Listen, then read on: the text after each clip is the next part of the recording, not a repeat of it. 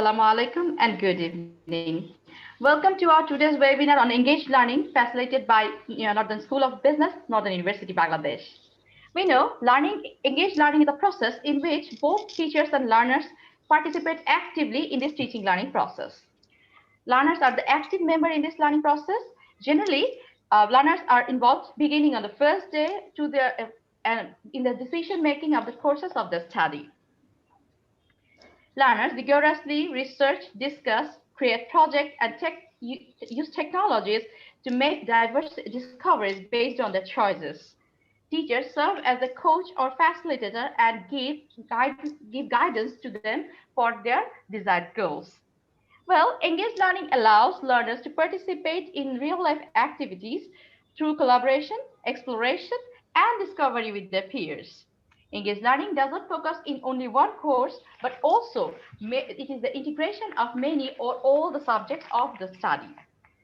Research has demonstrated that engaging students in the learning process increases their attention and focus, help them or motivate them to practice higher level critical thinking skills, and also promote meaningful learning experiences. Teachers who adopt a student-oriented approach for teaching help students more engagement, ensure more student engagement, and help them to achieve their desired goals more precisely.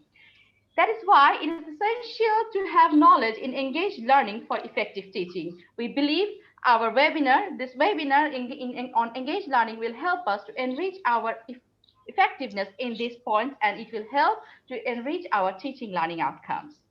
Today, all of these engaged learning issues will be elaborately discussed by our honorable guests and experts from different parts of the world.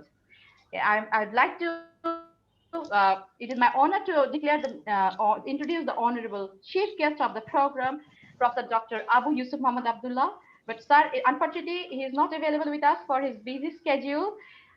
It is now we are delighted to introduce the three nationally recognized resource persons who are present today with us, who are going to share their valuable thoughts and ideas on this issue with us.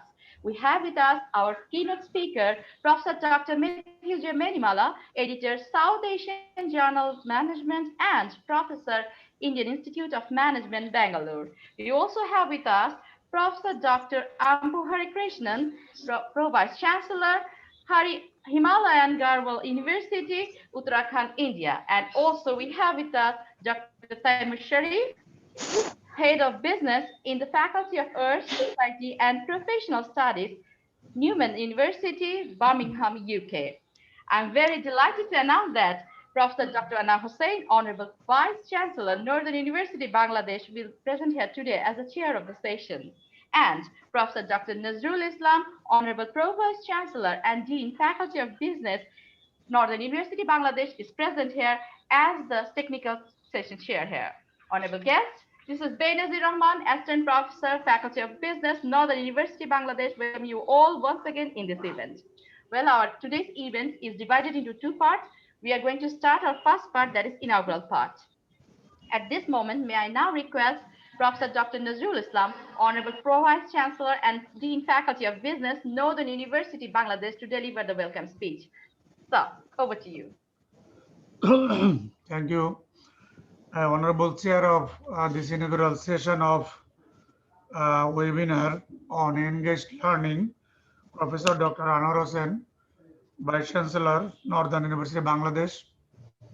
Keynote Speaker, Professor Dr. Matthew J. Menimala, Professor of Organizational Behavior and former Chairperson of the Organizational Behavior and HR area at the Indian Institute of Management, Bangalore, and the current editor of South Asian Journal of Management. Resource person, Professor Dr. Ampu Harikrishnan, Pro Vice Chancellor, Himalayan Garhwal University, India. Resource person, Dr. Taimur Sharif, Head of Business in the Faculty of Arts, Society and Professional Studies, Newman University, Birmingham, UK. My dear colleagues, participants, guests, good evening to all of you.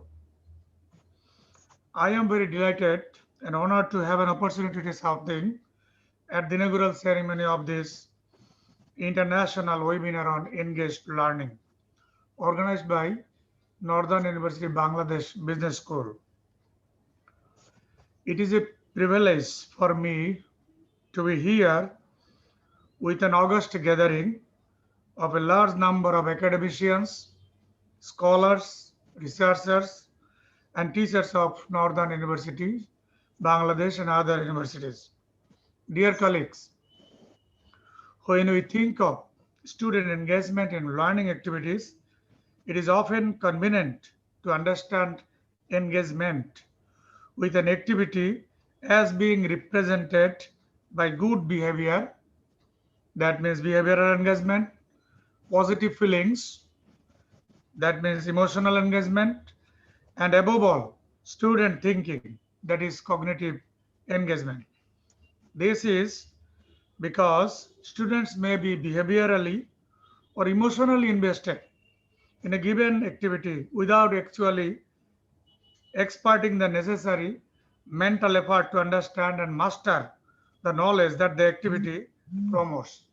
Therefore, by following some techniques and elements, we can make these learning activities more engaged, and we can which can help increase student engagement behaviorally, emotionally, and cognitively, and thereby positively affect students' learning and achievement.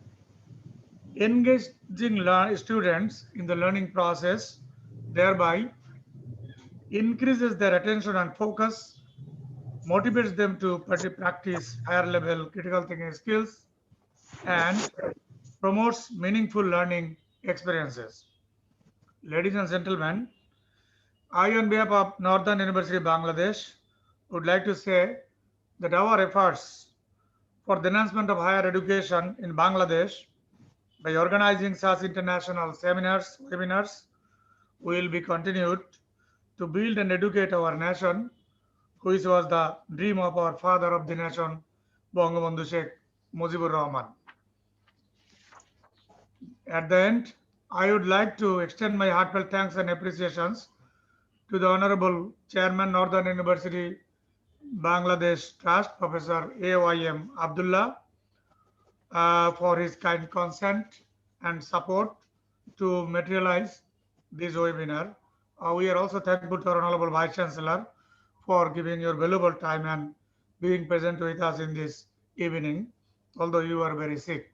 Thank you, sir. With this, I warmly welcome you all to this international webinar, Engage Learning. Thank you. Thank you very much, sir, for your inspiring word. Now it's time to hear something from our session chair. First of all, I would like to thank once again our Honorable Vice Chancellor, sir, as he present us here in spite of his sickness. Thank you very much, sir. Now, may I now request Professor Dr. Anwar Hussain, Honorable Vice Chancellor, Northern University Bangladesh, to share his informative views with us. Sir, over to you. Thank you, Manager. Thank you. Honorable guest speakers, especially Professor Dr. Manimala, my good old friend, Dr. Hari Krishan, Vice Chancellor, Dr. Taimur Sharif, and Honorable Vice Chancellor of Northern University Bangladesh, Professor Dr. Nazrul Islam, my colleagues, deans, directors, and faculty members and students. It's indeed a great pleasure for me to be here this evening. I hope I will be excused for my disheveled looks because day before yesterday, I had a surgery on my right eye. But still, I have chosen to attend this session because I think it's of paramount importance for being a part of this epoch-making historical international webinar organized by the Business School of Northern University Bangladesh, where so many stalwarts will be speaking. I will passively try to listen to your speeches, but I will not be able to actively participate throughout the webinar. I beg to be excused. Well, first of all, this is one issue that requires, I think, the attention of every faculty members. That's why we have made it mandatory for all the faculty members of Northern University Bangladesh to attend this prestigious webinar. Because the teacher-student relationship does not depend on one issue, one key. If you look into the today's generation, the generation Gen generation, they are so restless. Their mind is so frivolous. They just hip hop from one idea to another. It is very difficult, we have seen, to get the attention of the undergraduate students. By nature, these teenagers are always in a restless mood. So, a challenge for a faculty member, a teacher, is to get their attention and to continuously get him involved, engaged in the learning process that a faculty member has very diligently planned upon.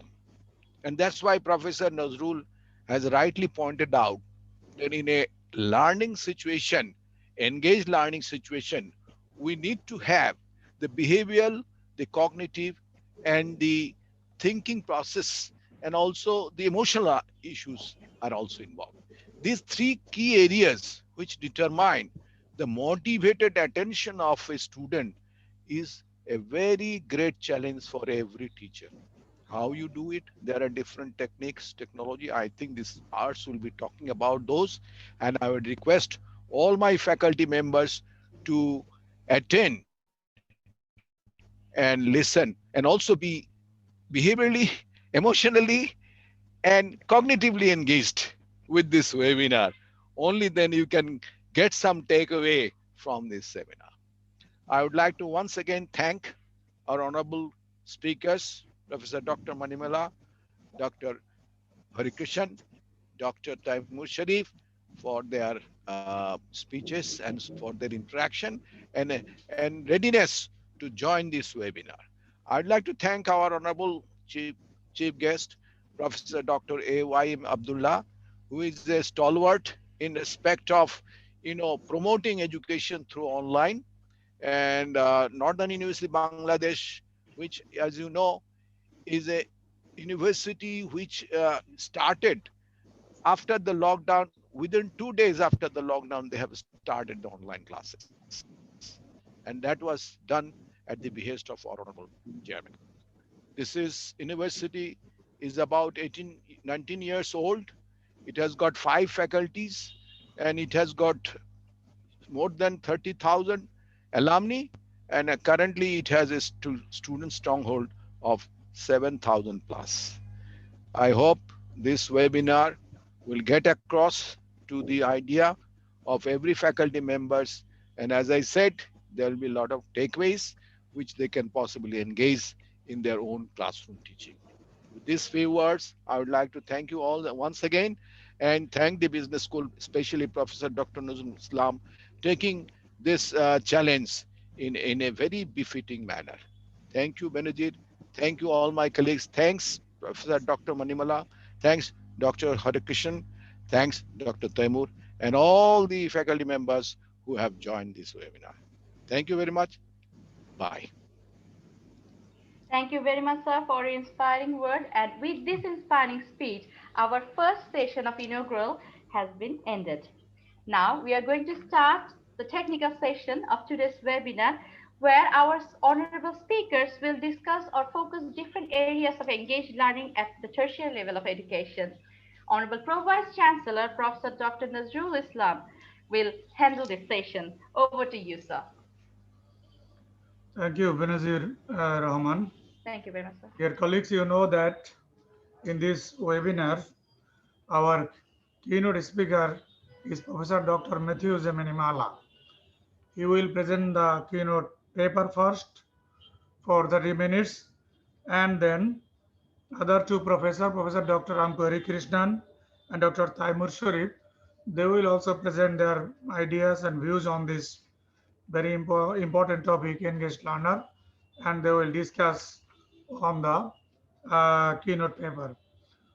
Professor Matthew Menimala is a professor of organizational behavior and former chairperson of the OB and HR area at the Indian Institute of Management, Bangalore.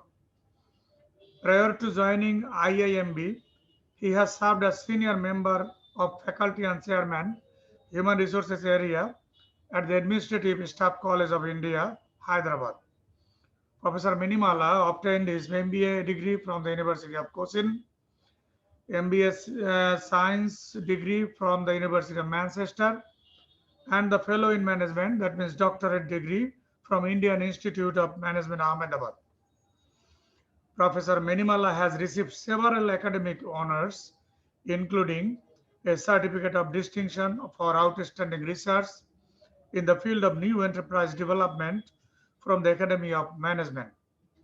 Professor Menimala has been awarded research fellowships by prestigious international agencies such as the European Foundation for Management Development for a research fellowship at Manchester Business School, Manchester, UK, and the Shastri Indo-Canadian Institute for a research fellowship at the University of Calgary, Canada. In 2011, Professor Matthew Minimala honored at the second Asia's Best Business School Awards function held in Singapore. Not only that, Professor Menimala also received the award for Best Professor in Human Resources Management. Professor Menimala is currently serving as the editor of South Asian Journal of Management. Now, I would like to request Professor Menimala to present his keynote paper to this conference. Professor Menimala, sir. Good evening, everyone. Professor Anwar Hussain, Professor Nazrul Islam, my co-discussants, Professor Hari Krishnan and Professor Sharif. I'm very happy to be here today, particularly because I was able to meet some of my old friends, even at least online. I'm not saying that we are meeting physically, but it's a very good initiative. I compliment Northern University for having chosen this particular topic, which is very relevant, particularly in the times of COVID and online education, how to ensure the kind of engagement in the online education system, which is fairly difficult. Even now, I don't see many people who are listening to me. Therefore, it requires a little bit of, it becomes a little boring after some time speaking only to the screen. Anyway, I think we have to deal with this situation.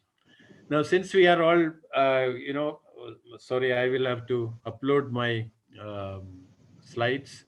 Let me do that now.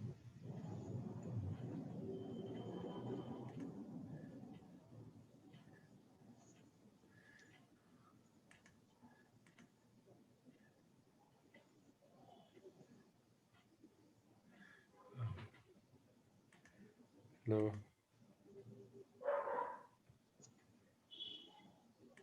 This is not coming up. 1 minute, I think I have not opened it.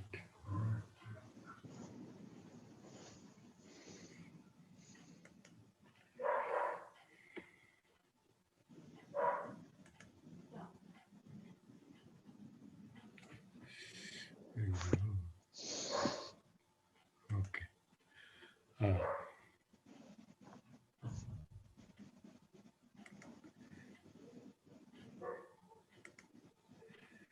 Okay, I hope everybody can see this. Hello? Yes, sir, Yes, we can sir. see it. You can see, all right, all right. Yes, sir.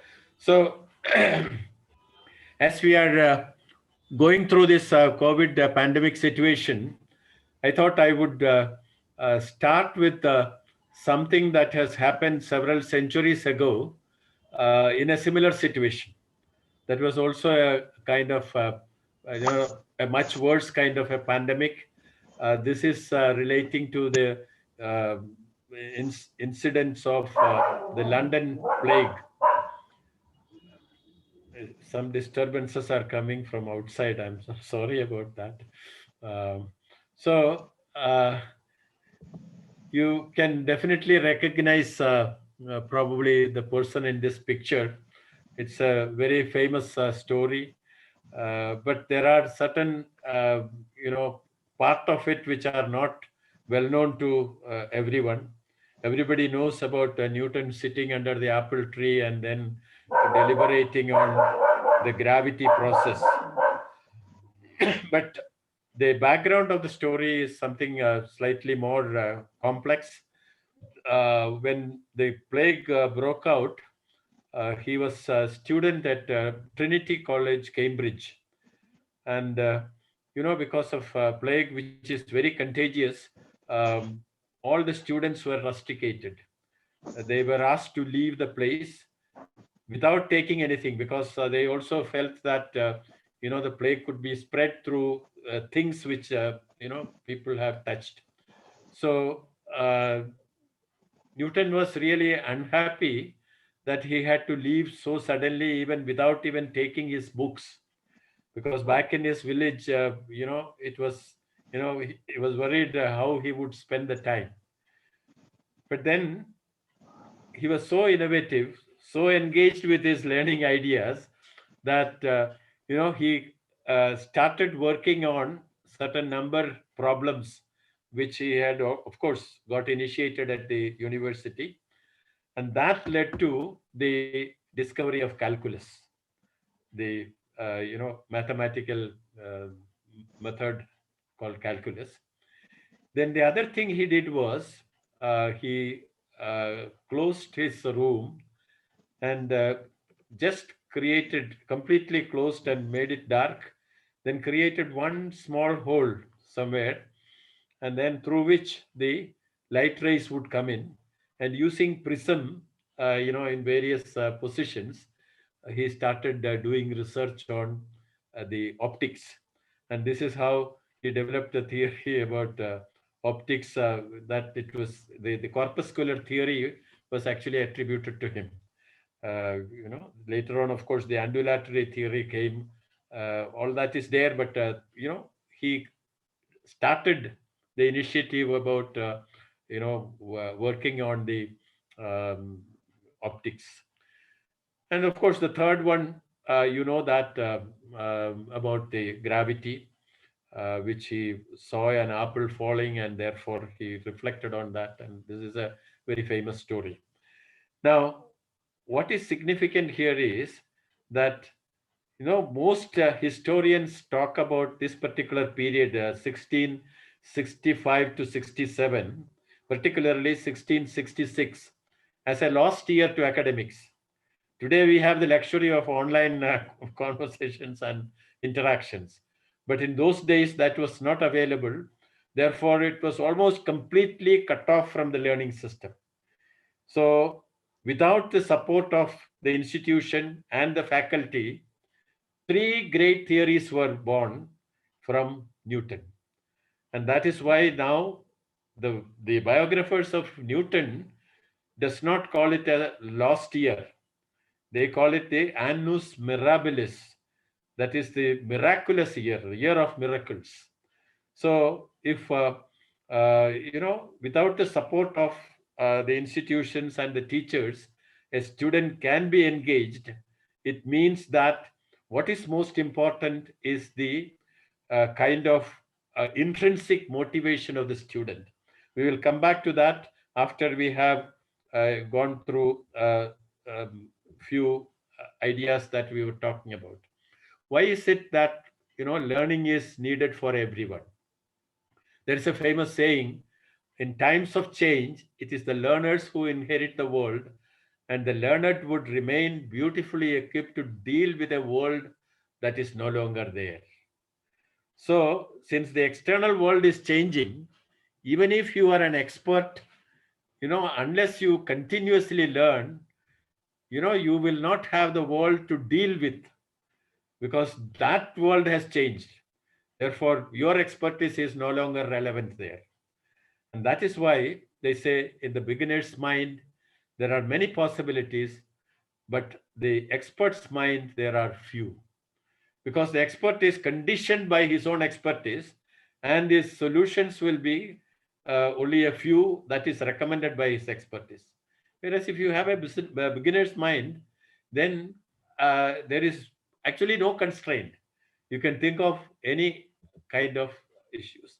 That is why, when we understand that change is the only constant in life, of course, the Greek philosopher Heraclitus says that you cannot step into the same river twice.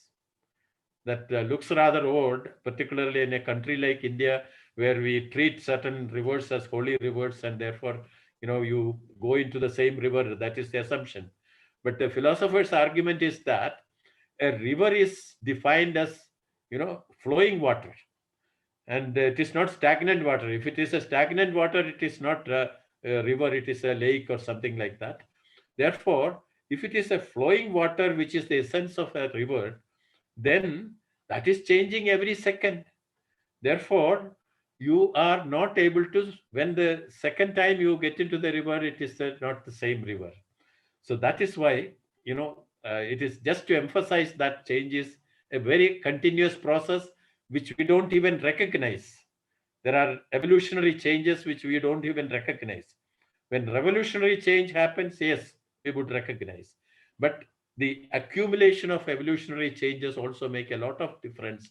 And that makes the relevance of learning as a continuous process.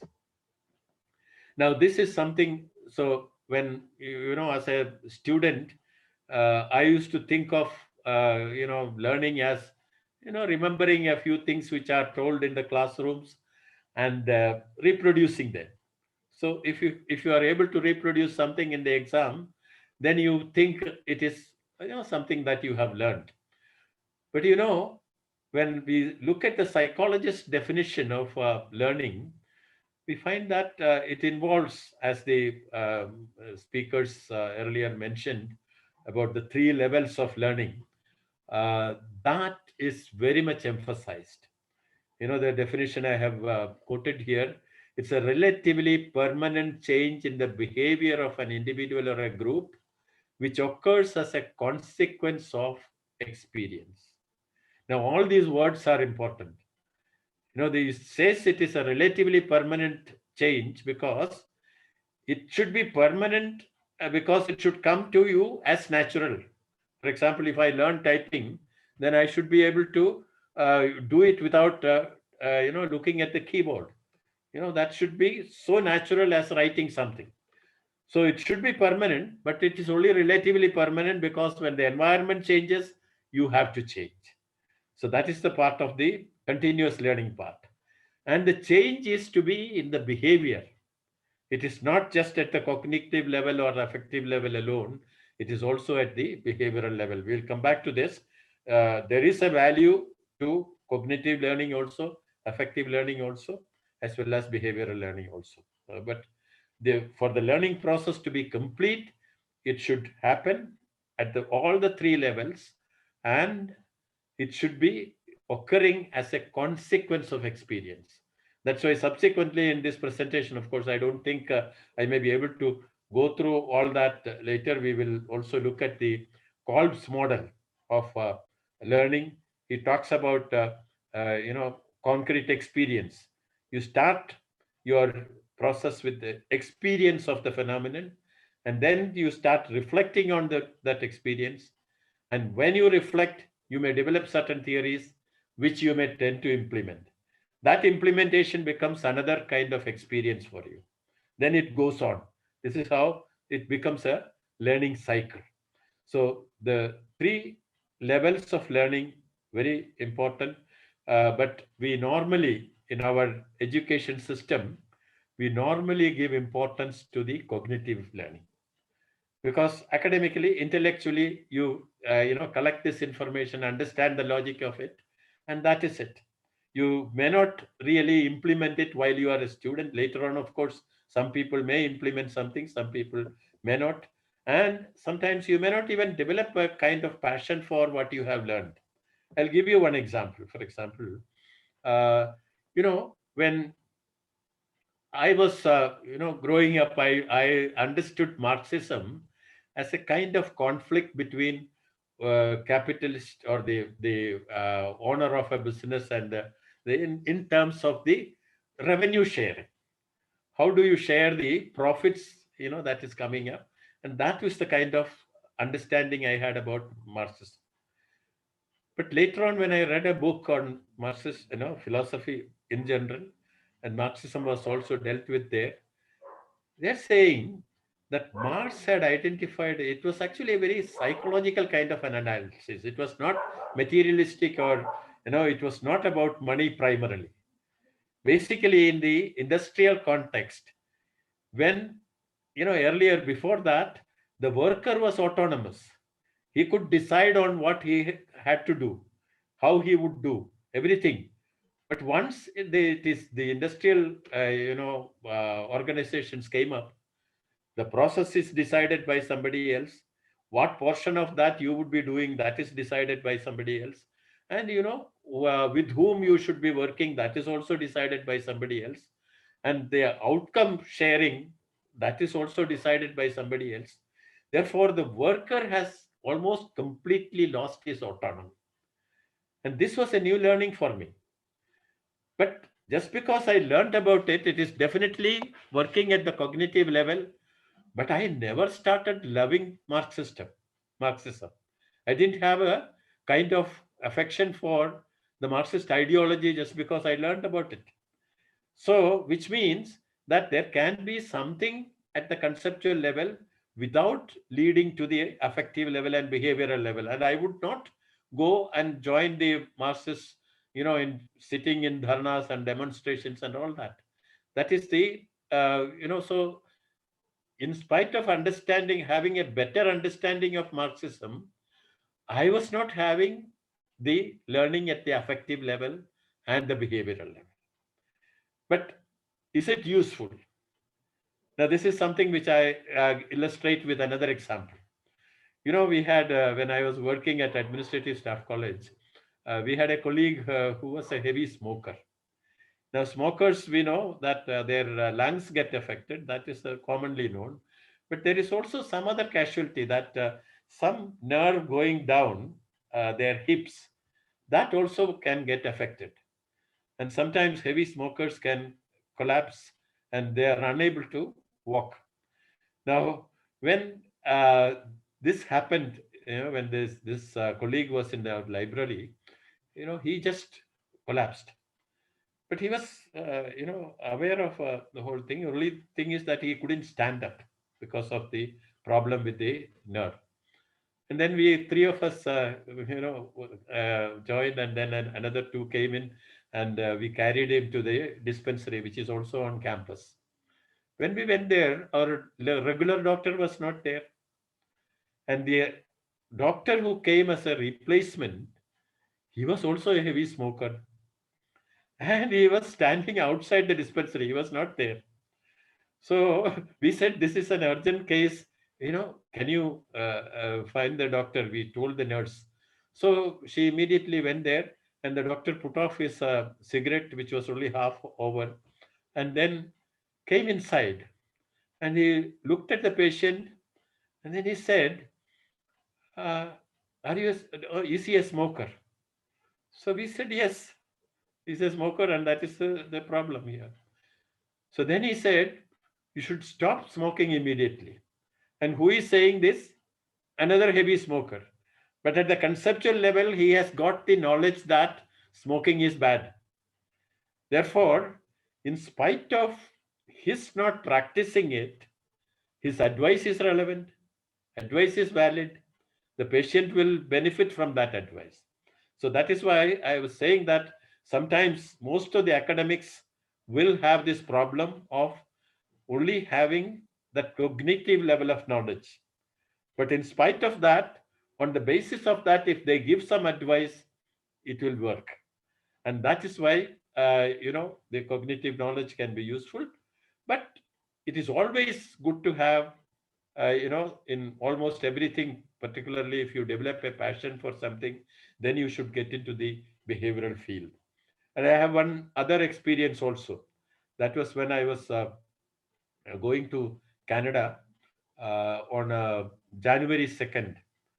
which was very cold, as our colleague Hari Krishnan mentioned. It was not just -1. When I landed there, it was -25. They announced it in the aircraft. They said the temperature is -25 to -40. So you can imagine somebody going from India, how would one feel? But I did not feel anything at all because everything is heated, including the vehicles and all that. Therefore, you hardly felt that you were traveling in a country where the temperature was of that level. So you just took a vehicle or something, somebody was there to receive me, and then you went to the place where you were to stay. It was a flat complex. So took some rest there. After that, wanted to go out somewhere just to get something done. Some gadget was to be, purchased or something like that. So I asked the lady who was sitting in the office of that flat complex.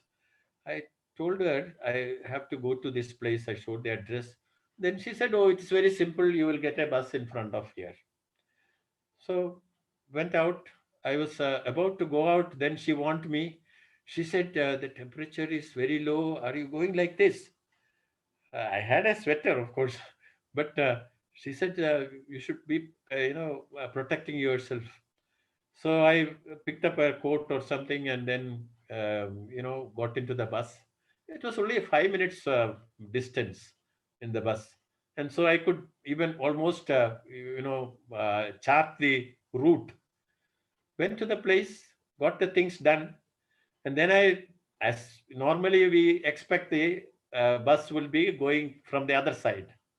So I went to the other side of the road, looked for bus shelters there, nothing was there. Started walking in the direction of the flat because it was only 5 minutes distance. So went on walking. I couldn't see any bus shelters there. So finally I reached the place. And then I asked the lady in the office, why couldn't I find a bus stop on the other side? Then she said, "Oh, I forgot to tell you, it is a circular bus. You should have stood in the same place where you got out. And then you would take the same bus, it will come back to this place." Now, then she asked me one thing. She said, "Sir, did you stand there for long?" Then I said, no, I just started walking, looking for the, bus shelter or, towards this place. So then she said, "Thank God, because in this kind of a temperature, particularly because you are not protected with the thermal wear and all that, there is a possibility of you are getting affected by hypothermia, which means sometimes you may have to get your limbs amputated. This is a very serious kind of issue. If you had been standing there, but since you are walking, you generated enough temperature for protecting yourself and you are safe here." Anyway, so what I learned there is that as an educated person, I knew what is temperature. I knew the different systems of measuring it, like Fahrenheit and centigrade and all that. I knew that the zero in centigrade is not the absolute zero; it is -275. I knew how to convert centigrade into Fahrenheit and all that. Conceptual level knowledge was all there, but at the behavioral level, I didn't have. And that is why they talk about the need for experience. So I did not learn about temperature maybe based on the experience, but based on, the whatever I read in the books. So this is why for getting people engaged in the learning system, and also to make them understand the relevance of what they learn, making them experiences. That is why that definition had that particular word as a consequence of experience. So if that happens, yes, we will learn. The learning is full. But as I mentioned earlier, academics need not be disappointed because the conceptual knowledge alone will also help people, particularly when you give advice on the basis of that. Okay, now here is another issue now. There are two views about, of course, if I am overshooting, you should tell me when it is time. I'll stop there and, because this presentation is a little too long. Anyway, so now we are in the era of, like technological revolution. As I mentioned earlier, this pandemic was easier for us because of this online learning systems and all that. So now the question is whether learning is made easier by technology. I would say yes and but, because many things we can do online. This itself is an example of that. And years ago, I was participating in a conference on e-learning in the UK, and there the mood was, in fact, our my um, paper was based on an experiment we did for entrepreneurs in e-learning. We thought that entrepreneurs will not be able to come together at the same time for learning together.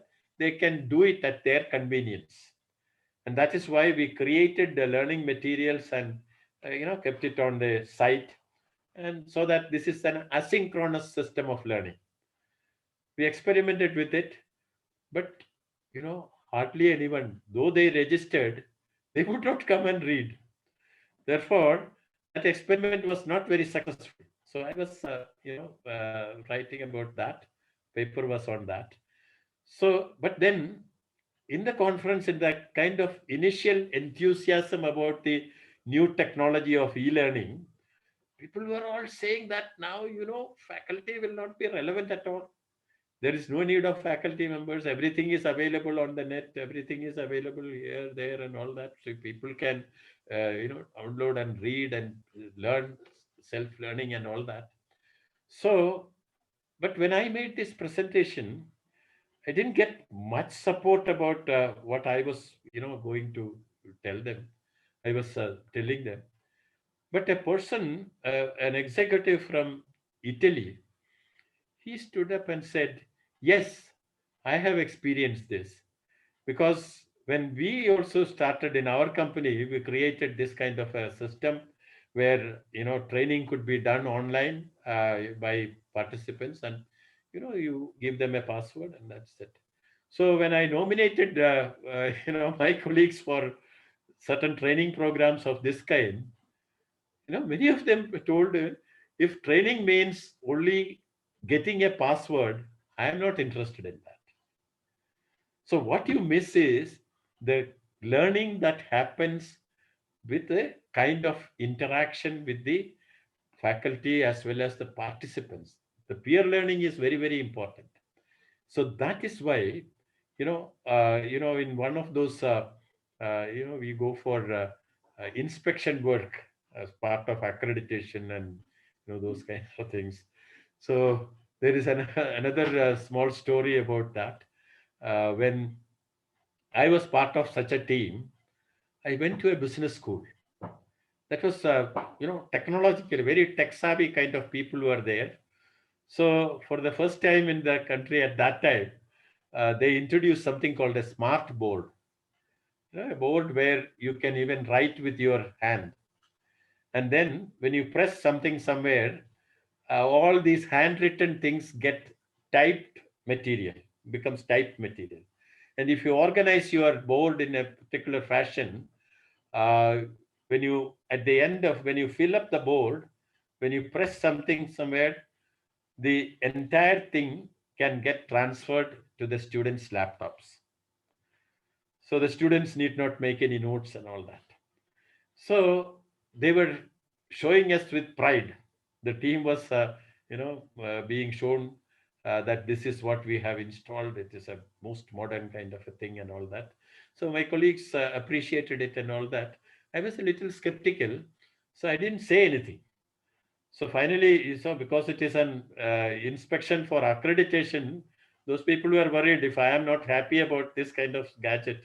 So he, they, even for that, they would make it compulsory that all students will be given a laptop. That was part of their fees. They would collect that also and then give it to participants, and they are all connected while they are in class. So this is the system that they were following. So uh, when they specifically asked me, I thought they were a little anxious, but I had to tell them what I felt about it.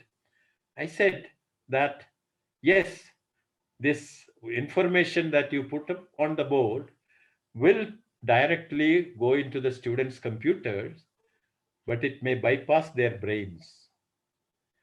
So this is the problem with this new technology, new gadget. When things are available, and you think that you don't need to take notes.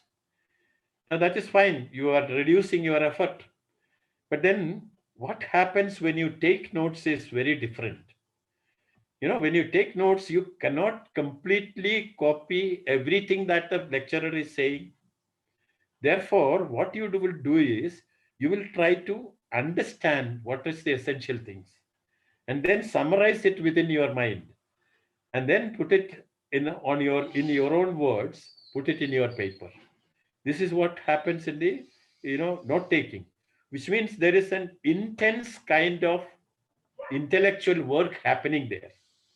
Whereas when you are listening only to this lecture, which you think it will come to your computer and you can look at later, you will not pay much attention to that, and therefore your brain may not be active, only that you are listening it, and then you will carry it with you in your laptop. You may read it or you may not read it.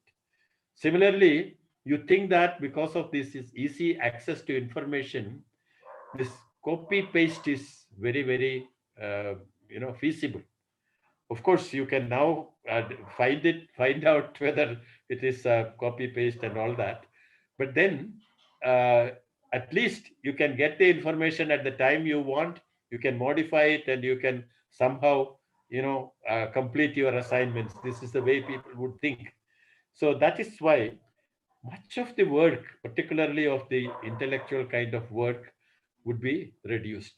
So when this issue was, discussed in that particular conference, finally, I once again, just like I was talking about the London plague and the impact of that on Newton and the academic system, and the differential kind of impact that it had on Newton. Same way, I started thinking about another kind of revolution that was happening a few centuries ago. That was the invention of the printing press. By the standards of those times, it was a very revolutionary kind of system that you could, just like the current system is also a storage and retrieval system. It is nothing more than that. Therefore, I told them, did anyone say at that time that since you can print books and keep it in the library, and students can go there, anytime and then read and learn on their own, did anyone say that universities would become irrelevant or teachers would become irrelevant? No. In fact, after the printing press was invented and books started getting printed, libraries multiplied, so were universities. Universities and teachers and all those associated with teaching profession, it was actually multiplied in rather than reducing. And I said the same is going to happen for this also. You may have this technology, new technology of much faster, or larger kind of storage and retrieval facility, but then that will not reduce the necessity of a teacher, because there is a lot to learn through interaction with other people. In fact, uh, I have, a very, very peculiar kind of a feature about my previous institution, Administrative Staff College of India.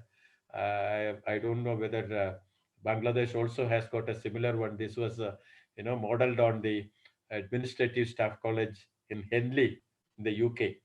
Nepal has it. I think many other countries here also have it, I think. One special feature of this particular college, I'm not recommending that, But is that, in fact, it is in a lighter way, people talk about this institution as the only college in the country attached to a bar. They have a small bar there. That is the reason. And normally in educational institutions, you don't even near the places, you don't have this at all. The drinking liquor shops are not allowed. But this one, they are continuing. Now, even during the time when the state of Andhra Pradesh at that time had prohibition, they refused to close it down.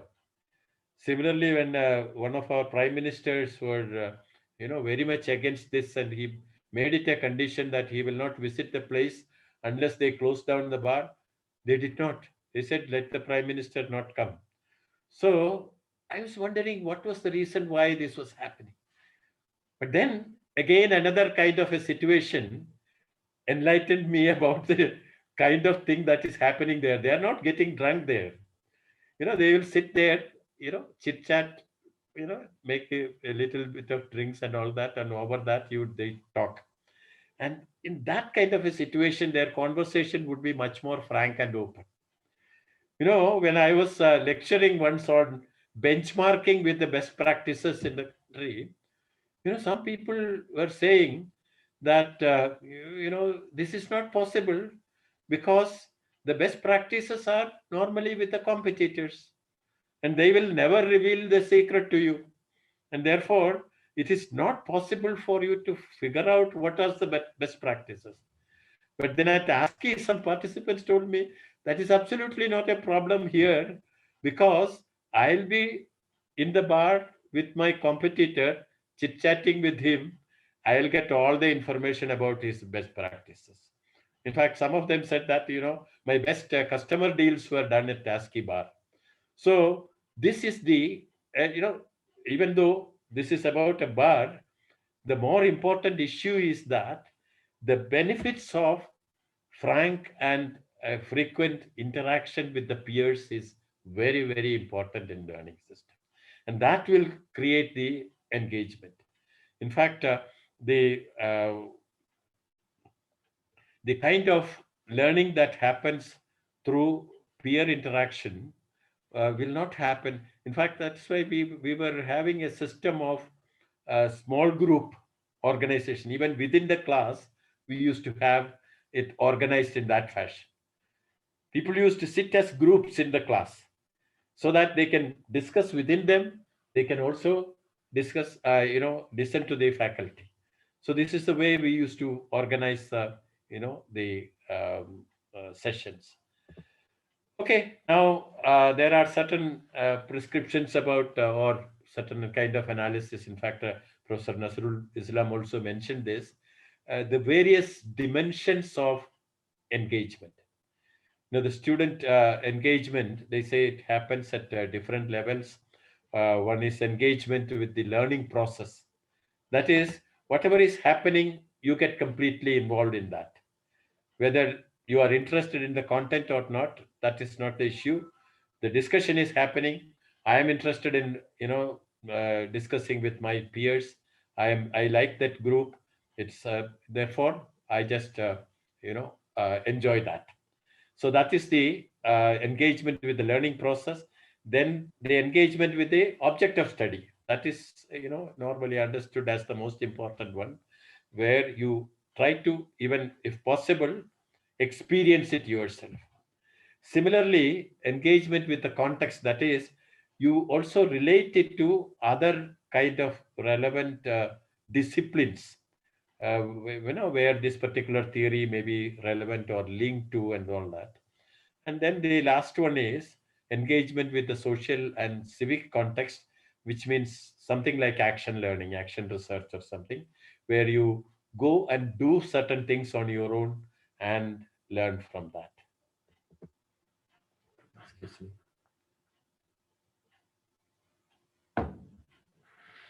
Now, the requirements for engaged learning, they say it requires more time and effort. Faculty will have to keep on devising newer kind of methods and all that based on the, in fact, the nature of the participants, you need to create different kind of learning systems or teaching methods. So greater student interaction with peers and faculty, as I mentioned earlier, then opportunity for diversity of experiences. That is, it is not just what you are. That is why we organize as co-curricular activities, picnics and visits to other places and all that. Then opportunities for students to transfer their learning in real life situations. This is called the holistic learning, involving affective and psychomotor actions, as we have mentioned earlier, that it should translate into your emotional level and the behavioral level, for which you organize, let's say, community based activities and real life situations and all that. So this is how you can increase engagement. And there are certain issues that are to be dealt with in this case. They mentioned something like disruptive behaviors, then students' personal problems and family problems and all that. Then lack of preparation. Sometimes they may have to come prepared. So very often it doesn't happen, particularly among executive groups. It may not happen. So when we were in administrative staff college, it is only executives who were coming there. So what we used to do was put them into smaller groups, and there they would do the work for some time and then come back to. Then the participation in the class will be much better, because those who did not read also get some information based on their discussions with their colleagues. So then, of course, in the regular system, you have the absenteeism issues and all that. That is because they are not interested, or don't find it relevant. But one thing we need to understand is that even if they don't find it relevant, that's why in the Western universities, they don't make attendance compulsory. If a person is not interested, then let him not waste his time doing that. Of course, if it is required that he should pass in the exam, he has to do something and do that. You know the famous story about Steve Jobs, when he was invited to address the graduation ceremony at Stanford or some place. He said that, this is the first graduation ceremony I attended, because in my own graduation I did not complete.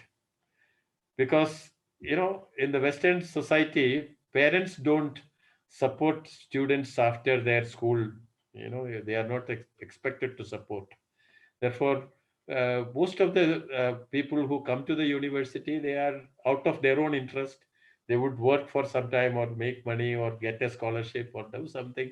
So mostly those who are coming there will be interested. Whereas in our country, it is the parents' interest, not the students' interest. So in the case of Steve Jobs, he had a problem. He was an illegitimate child. His mother did not want to keep him, so she gave him away to a foster parents. And the foster parents, but she was interested. The mother was interested in his education, so she made a condition that he should be sent to the university. So that is how the foster parents almost forced Steve Jobs to go to the university or join the university. But after that, it was left to him. So he was not interested in that. He withdrew from that. And then he said, in the university, they don't refund the fees, but using the same fees, you can do certain other courses which you are interested in. And this is how he started doing several other courses. He got his knowledge, what he wanted, what he was interested in. Okay. But at the same time, he did not get his degree. So this is why, even if a person is absent, it doesn't mean that he is not interested or not competent, but his interest may be in something different. Maybe we should encourage that and get him, guide him in the direction he is interested in. I'm told that the time is up. We are only halfway. No, not even halfway. Out of the 27 slides, we are on the 10th one here, but that doesn't matter. But I think what I was saying was that basically the most important, the critical factor in the learning system is the learner. And if we have any question answer time, I will probably explain that later. But for the time being, I think that is why in almost all the learning system programs and courses and all that, we select people based on certain tests, because basically what we want to figure out is, you see, the Latin root of the word education, there are two roots. One is educere, which is bringing out. The other is educare, which is mold or shape. So it is not about putting something in. You cannot really change the basic structure of the person. The structure of the person, just like in the technology field, I'll just take 3 minutes more. The technology field, you have a hardware, you have software, but in between there is something called an embedded software, which is called the firmware. The same way in the human structure, you have the genetic structure, which is almost about determines almost 70% of your behavior. Then you have the firmware, which is actually what Freud calls the time between 0 to 5, where you don't remember what you are experiencing, but it creates a very deep impression. And this comes particularly from the mothers, because for biological reasons, the child spends more time with the mother in that early phase. And this is how that once it is developed, just like the embedded software, when it is already developed, then you cannot change it. It is as good as your genetic structure. That is about 20%. Then the software or the training that happens in the education part, that's only 10%. And this is where, unless you are choosing the right people for doing a particular course, they may not make it big. And that's why we all believe in selection. We conduct, for example, in IIMs, we have got the common admission test. It's known as CAT. Unless you are in the top 1 percentile or something, you don't get admission. So this is why we focus on the selection. And once you select, you train and mold. So educare means bring out and mold. This is the process. It is not that faculty will be able to put something in which is not already there. Okay, so thank you very much for patiently listening to me. Thanks.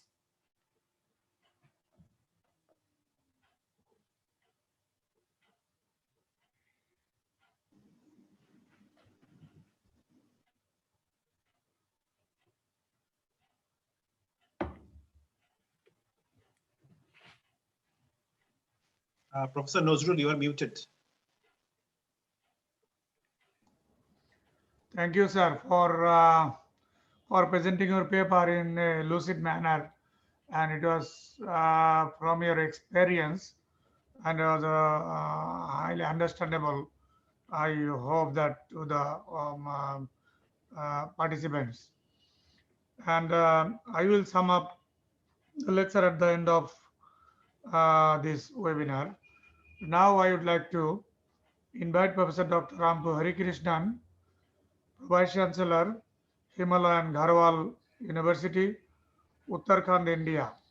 Professor Dr. Rampu Harikrishnan is currently serving as a Vice Chancellor, Himalayan Gharwal University since October 2021.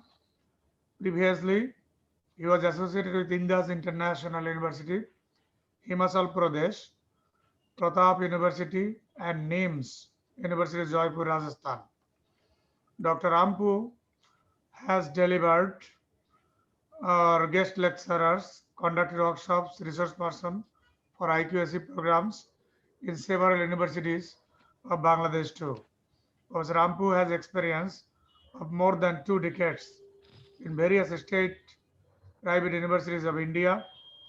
He has obtained his PhD in Human Resources Management from Bharatiya University, Coimbatore, Tamil Nadu, and is a native of Kosi, Kerala State. Professor Rampu Harikrishnan. please present your paper and discussions on the paper presented by the keynote speaker, Professor Rampu Krishnan.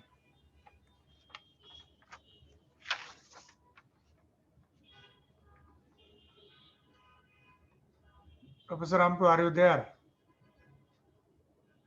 Can you hear me?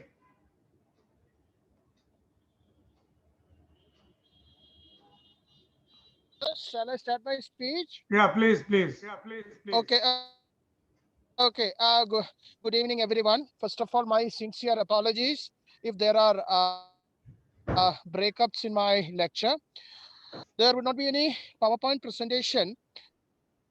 Rather, I would give a summary of some of the experiences that private higher education institutions are doing in engaged learning. While Professor Matthew J. Manimala, who has pioneered the cause of engaged learning and has spearheaded several wonderful moments in IIM Bangalore, and he's also on the advisory board of the School of Leadership, where they focus on engaged learning for corporates, is highly commendable. And Sir has pointed out some of the major issues in engaged learning. So, okay. So engaged learning. So the major focus of Professor Matthew Manimala's lecture was there is some kind of disconnect. When we say engaged learning, it is like providing a very good customer relationship experience for the students so that they become worthy of what they have learned. So this is just an introduction. Namaskar, ladies and gentlemen, distinguished audience of the international webinar on engaged learning organized by Northern University of Bangladesh, Honorable Chancellor, uh, Professor Dr. I.M. Abdullah, Vice Chancellor, Professor Dr. Anwar Hussain, Professor Dr. Nazrul Islam, Technical Session Chair, Dr. Javed Mahmood, the Head Department of Business Administration, and distinguished faculty members of Northern University of Bangladesh, beside two of my learned speakers. Besides two of my learned speakers, I am highly honored to be a speaker at Northern University of Bangladesh, one of the most dynamically growing nations in South Asia. So when we say about Bangladesh, the concept of engaged learning is highly relevant, as this country has shown remarkable growth in terms of economy, in terms of higher education.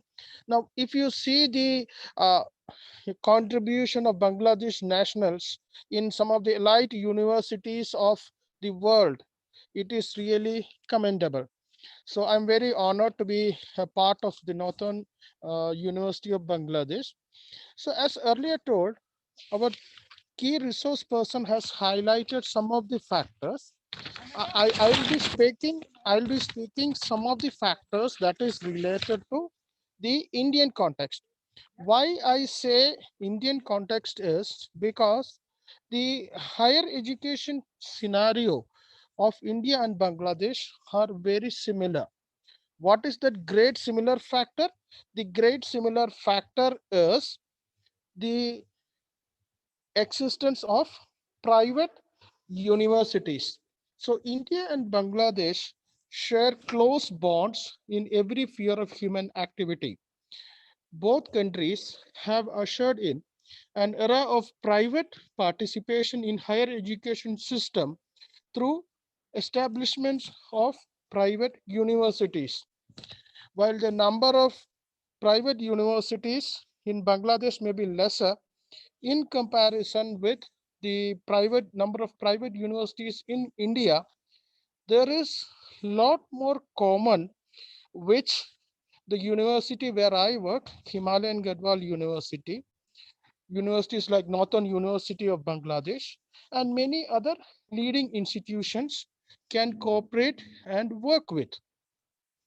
One such step in engaged learning has already been initiated by Northern University of Bangladesh through form of academic uh, understanding with some of the leading private universities of India to Chandigarh University, Chandigarh to name a few.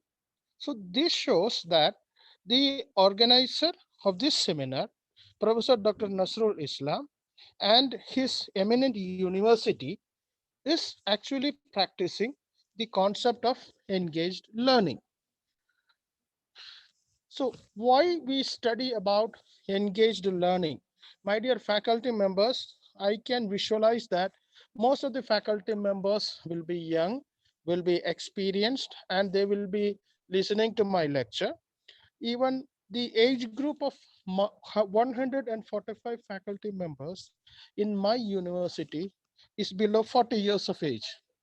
So the concept of engaged learning has happened in such a way that there is a disconnect, or rather, there used to be a disconnect among the classroom knowledge and the practical field, primarily because the higher education system in India and Bangladesh was designed to manufacture clerks.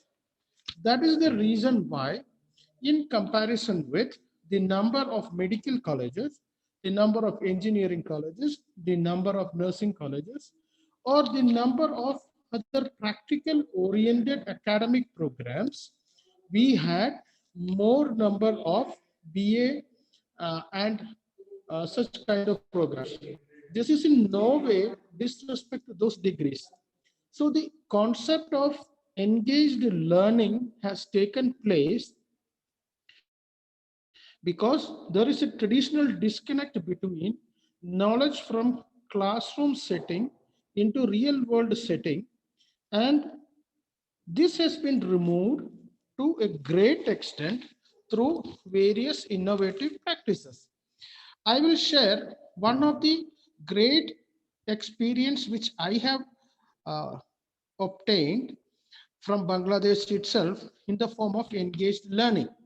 So of course, the organizer was Professor Dr. Nazrul Islam. Couple of years before, he had invited me to be one of the, you can say one of the speakers, one of the judges in a very large scale event called Business Olympiad in one of the private universities of Bangladesh. I guess this was in 2017 or 18. I still remember the students got actually the opportunity to understand the planning, organizing, directing, everything, and they all have been placed very well. This is what the understanding. So, if in a country like Bangladesh, in a private university, without any government support, a department can organize activity which will actually make students to apply the concepts learned in classroom. This concept is possible and it could be used for students development, and private universities have a greater role in it. So this business Olympiad is one such example. Coming back to the Indian context, I would like to say that the pioneers of engaged learning in India are, I would say, it is the Indian Institutes of Management.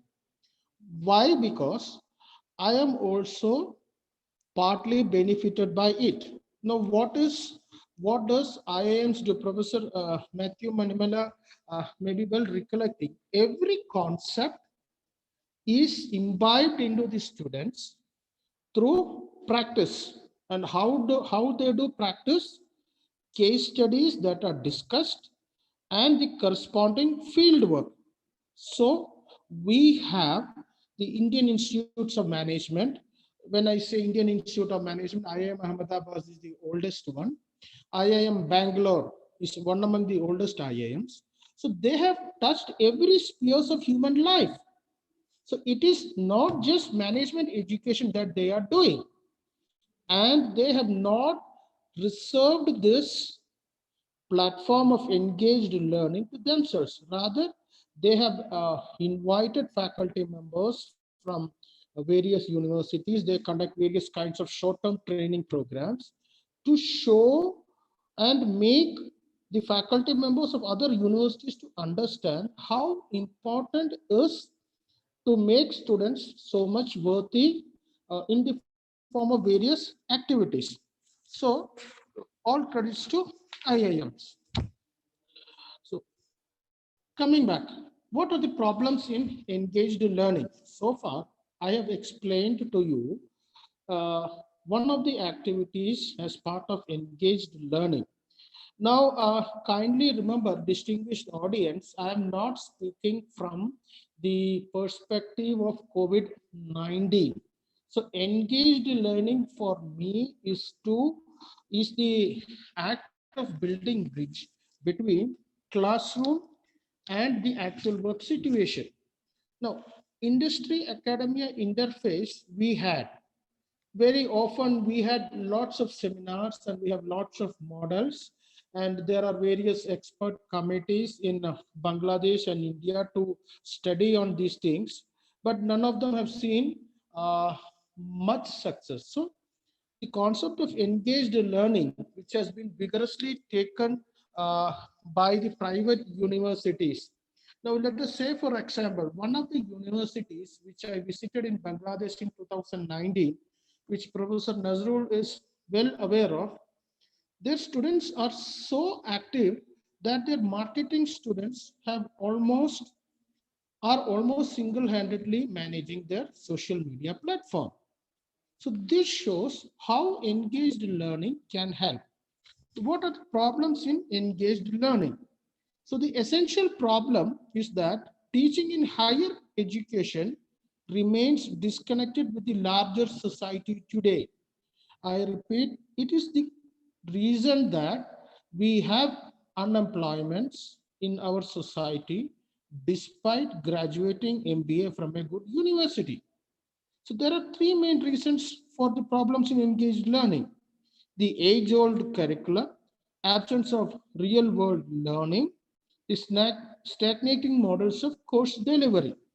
Now, for stagnating models of course delivery, I can say that the Indian Institute of Technologies, Indian Institutes of Management are in the forefront to train faculty members to on how to remain connected with students, how to make students connected between the theory and practice, and how to make students stand up for themselves.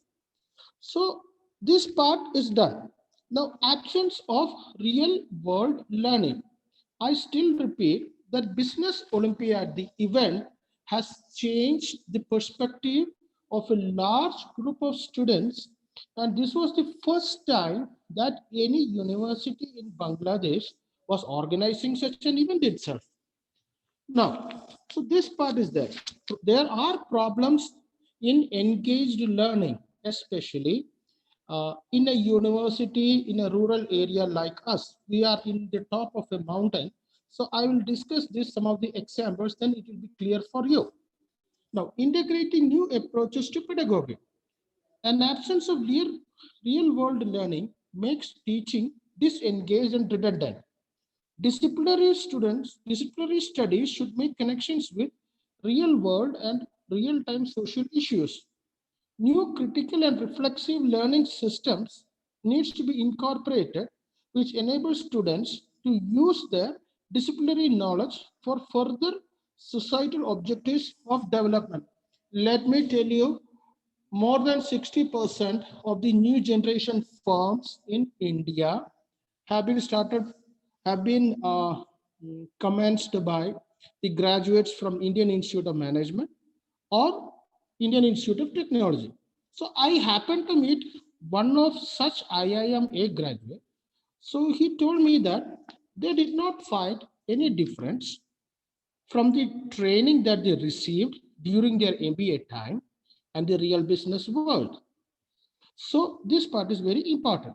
So teaching requires dynamic revision of curriculum and introduction of new courses which equip students to apply local knowledge to construct real world solutions. I'm sure Professor Matthew Manimala will agree with me, and a senior academician like Professor Nazrul Islam would agree with me that lot of changes are happening in India and Bangladesh with reference to engaged learning. That is, lot of private universities, private colleges, higher education institutions are into the engaged learning. So I will move bit quickly with some of the examples. So I have shared all these examples in the text form with Professor Nazrul. So my distinguished faculty members of Northern University of Bangladesh can access to it, and if they want, they can interact with the professors. So the first example of engaged learning I would like to say, share with you is from my alma mater. Uh, it is the PSNA College of Engineering and Technology. So the case is self-help groups and PSNA CET identical experience, and the Department of Management Studies where I studied established in 1984 as one among the first group of self-financing higher education institutions, and it is accredited both by National Board of Accreditation and National Assessment and Accreditation Council. Let me get to the concept of engaged learning. The Dindigul District Administration has formed self-help groups with 12 members. There are a number of groups in the district who are engaged in various diversified areas of activity. These self-help groups, some of them engaged in manufacturing, some of them engaged in selling of merchandise goods, some of them engaged in various micro industries, etc. The students help these self-help groups in the management of their activities. The MBA students, under the mentoring of the faculty, has been organizing college bazaar every year for a week, wherein these self-help groups, there are 20 odd such self-help groups organized by the district administration. They are invited to the college, invite for a week-long fair where they get a chance to sell their products. So this has helped the livelihood of self-help groups and their family members to improve, as well as the students, and they make students more employable. The second such example of engaged learning, the tribal groups of Sirumalai. Sirumalai is, it is a sanctified region of 60,000 acres situated about 25 kilometers from the Dindigul district. So there, this college has undertaken an exercise which is integrated into the concept of engaged learning. So the MBA students, under the mentorship of the faculty members, has established a network with the tribal community, offering them assistance for natural harvesting and safe marketing of their products, thereby improving their livelihood in natural settings. This is a project being undertaken with the funding from Department of Science and Technology. So these two examples, these are being done by a self-financing institution. I am sure Bangladesh, being one of the textile manufacturing hubs of the world, private universities like Northern University of Bangladesh can cooperate in so many untouched areas. Now, I'll just quickly move on to Haryana experience.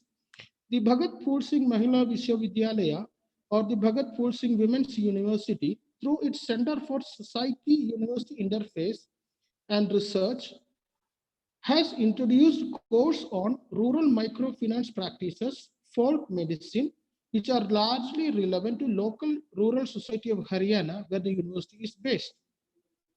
The University of Pune, also known as Savitribai Phule Pune University, shares the Maharashtra experience.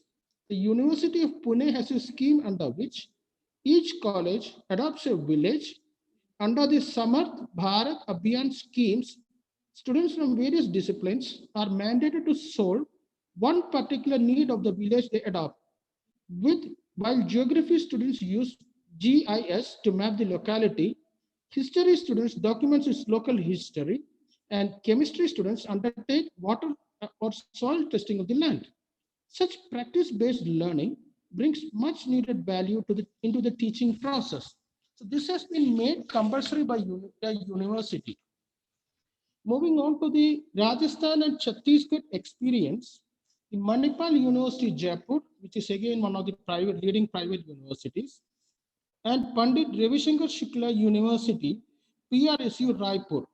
Some Indian higher education institutions have begun the process of making their teaching learning process more relevant and better engaged in order to co-construct knowledge with communities and co-create local solutions to global problems such as poverty, gender discrimination, and other aspects like climate change. Manipal University, Jaipur, and Pandit Ravishankar Shukla University, Raipur, Chhattisgarh, these two universities have committed to building the next generation of community-based researchers through jointly efforts of offering course on community-based participatory research in participation with PRIA International Academy. Courses offered in collaboration with independent practice-based education institutions such as PIA complement the classroom teaching process in universities and colleges. Through this approach, the students learn to undertake research with communities and topics of importance. That they learn practical knowledge and tools to promote citizen engagement and social accountability and the safety of women and girls. This enhances their learning outcomes, and as graduates, they better fit in the real world. So PRIA is a global center based in New Delhi, and work is focused on empowerment of the excluded through capacity building, knowledge building, and policy advocacy. So this is a fertile ground for higher education institutions to initiate their students into engaged learning by offering courses of PRIA and into engaging exercises. Now the Uttarakhand experience, I will share the experience of my own university. I joined in October 2021. This is a 4-year-old university situated in Dait Gawon. So there are nearby villages by name Pitroda, Darki Binu, Asalota, and the area which I am situated is in a mountainous region. So here, despite all the efforts, and we are having 8 faculties, and as part of engaged learning since 2017, the diploma, undergraduate, and doctoral students of agriculture, with the active involvement of faculty members, have been engaged in empowering with the knowledge gained in the laboratories of the universities to offering assistance for practical farming in hilly terrain, while the MBA and doctoral students are engaged in the management of farming cooperative societies and local village level. So the students devote certain amount of hours in batches every day on all the working days of the university for farming exercises at designated places in nearby village through community participation. Our MBA and doctoral students of management are engaged in the management of farming, cooperative society, local and village level. This is particularly important as the region is remote and isolated, with majority of them having little education and was previously being exploited by middlemen from nearby towns. This is being done with the full support of management of Himalayan Gadwal University. Now you may ask, there is ITC e-Chaupal, there are various other platforms. So why Himalayan Gadwal University is interested in having an engaged learning process in agriculture? The reason is that though we are very much part of India, Uttarakhand is one among the new states with majority under extreme hilly terrain and where the people are having little education. Majority of the male members of the family have migrated to bigger towns. So these villages are left mostly with female population who are little educated, whose livelihood is to do cultivation in a hilly region, and it is very difficult. So as a helping hand, our university decided to do this. And this has been going on for 4 successful years. My dear distinguished audience, we need not wait for bigger grant from government or bigger funds to initiate engaged learning for our various academic programs. And let me tell you, our faculty members are being trained by various specialized research institutes uh, to engage effectively in the concept of engaged learning. So summary, what I would like to say is what is possible through Business Olympiad, what is possible through a number of business management activities in Bangladesh, if it is possible in India, the universities with the knowledge already laid down by leading institutes like IIMs, we can make a better and effective engaged learning platform. Once again, I would like to thank Professor Dr. Nazrul Islam and Northern University of Bangladesh for inviting me for a lecture and allowing me to share some of the knowledge and experience. I am also very happy that Professor Nazrul has invited me, remembering me, and the father of nation of Bangladesh, Bangabandhu Sheikh Mujibur Rahman, had his 100th birth anniversary in March 2020. So it is very kind of Dr. Nazrul to remember and invite me for a lecture, and I am absolutely honored to deliver a lecture in this wonderful nation of Bangladesh. Over to you, Professor Nazrul. Thank you. If I have overshoot the time, sorry. I'm very much thankful to Bangladesh and Professor Nazrul. Over to you, Professor Nazrul. Professor Nazrul.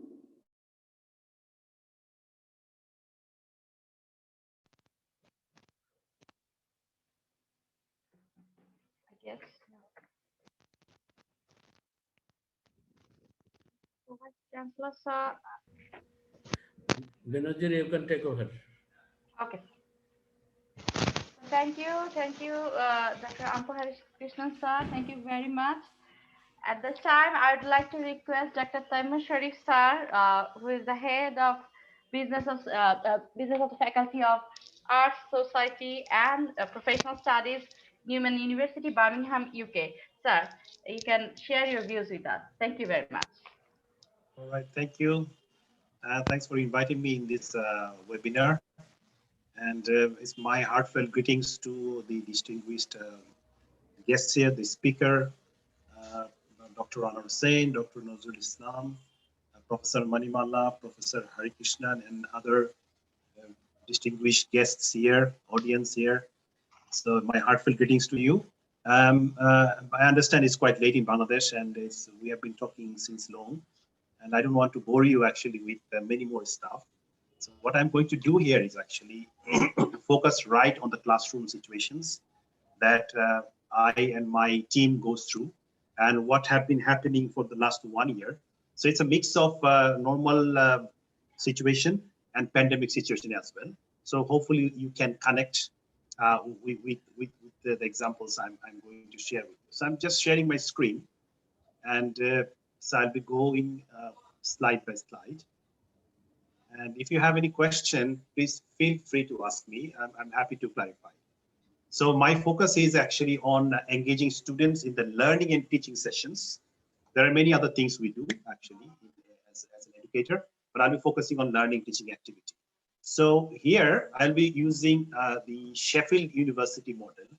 When they talk about engaging, they highlight 5 areas to focus on: this well-structured course, active student-centered learning, formal and informal interaction, meaningful assessment, and detailed feedback. So I'll be going through one by one, and I'll try to connect you with this experience from my university.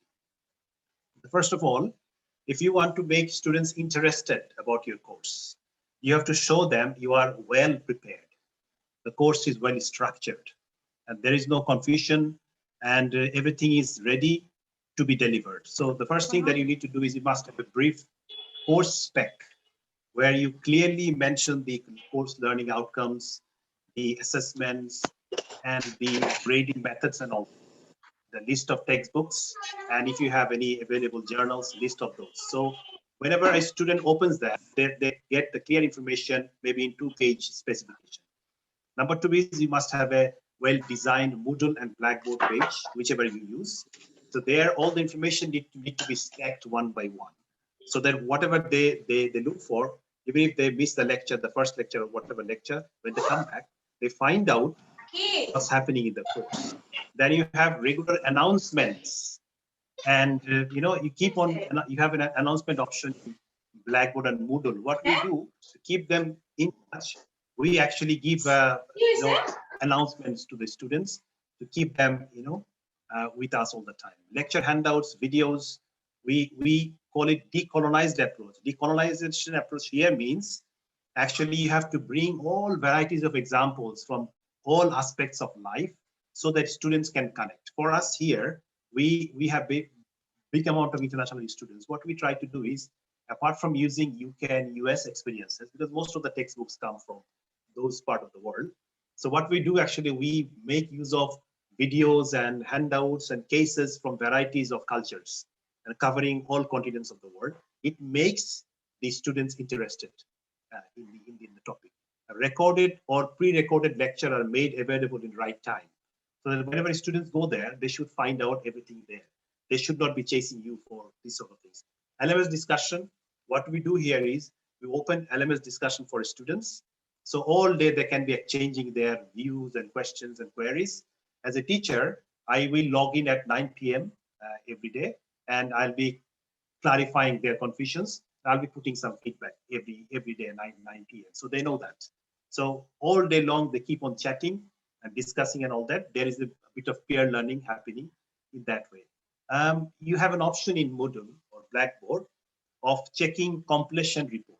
If you are posting quizzes, if you are posting lectures, if any student went there and visited and viewed the document, you can produce a report. So the good thing is next time you can actually call out to a student and say that I've checked your last week's report. I haven't seen you in any of these materials that you have viewed. So in that way, students know that the teacher is actually tracking you. So sometimes it makes them scared, and actually under pressure they do it. They are forced to be engaged. So even if it's not with interest, they're forced. So that is quite useful, and we do that quite regularly actually here. So the second one is active student-centered learning. This is very, very important because these days, the pattern of learning has changed. We used to have this passive kind of teaching. We keep on talking, and students used to be sitting in the class, and we don't really care whether they get it or not. But that pattern has changed drastically these days, especially in the business schools and management schools. They have come up with lots of ideas to change the situation. Now, as a teacher, because every one of us has some strong points. Some of us have a strong sense of humor. We have to make use of that. Some have, amazing personality in the classroom.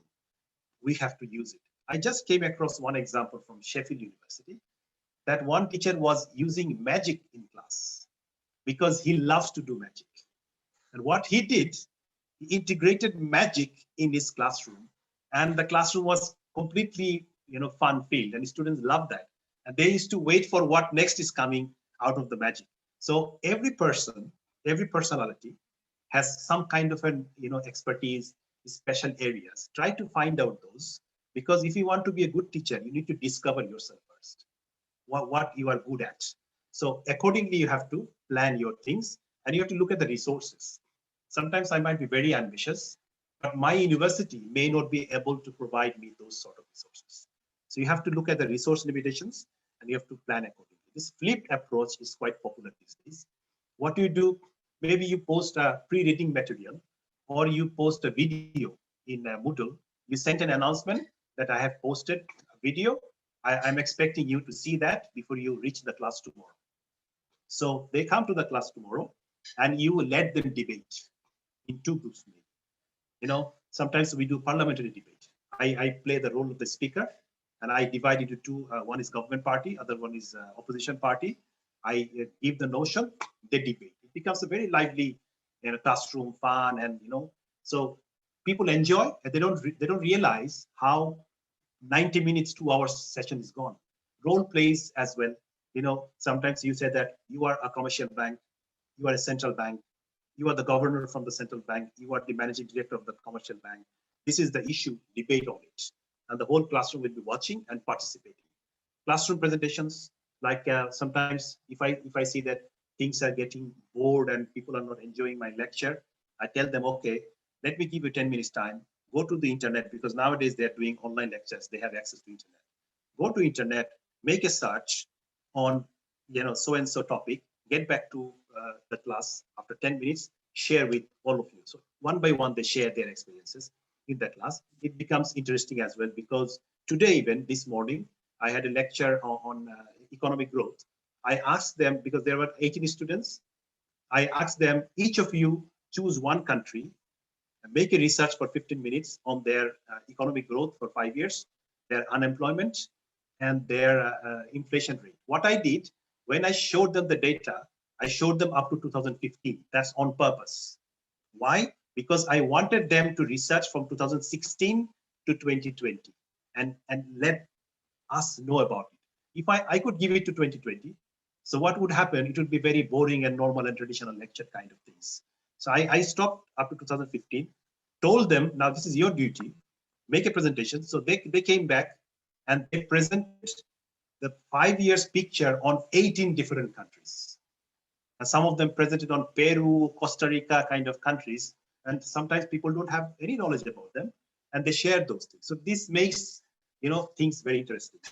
Breakout rooms, you can make small groups and give them a topic to discuss. Sometimes they don't do anything. They have a bit of chit chat, but for a break for 10 minutes, you can give them that allowance and let them come back a bit fresh. Simulation exercise, I think Professor Manimala was talking about this as well, that software simulation, these are very effective these days.